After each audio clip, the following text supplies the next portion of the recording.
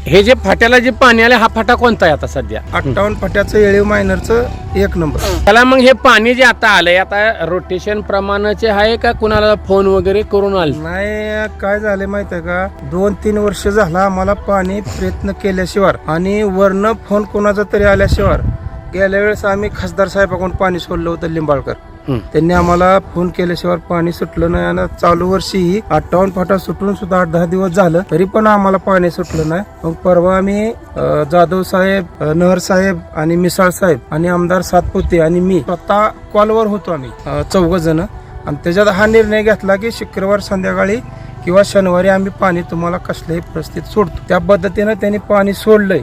आणि आता जी पाणी सोडलंय ती 15 डिशर आहे आणि उद्या किंवा परवा 2 दिवसात 10 डिशर अजून वाढवून आम्हाला पाणी देतो म्हणले. माजी आमदार रामभाऊ सातपुते यांच्या प्रयत्नातून हे पाणी आले. आलंय. मग आता ह्या पाण्यामुळं शेतकऱ्यांच्या मध्ये काय वातावरण? शेतकरी असं झालं होतं की पाणी ना म्हणून असं रात्रंदिवस फाट्याकडे बघत होती आमच्या भागातली सगळी. आणि रात्री असं झालंय काय जणांनी फाट्याकडे वाजवलेत पाणी आलं म्हणून.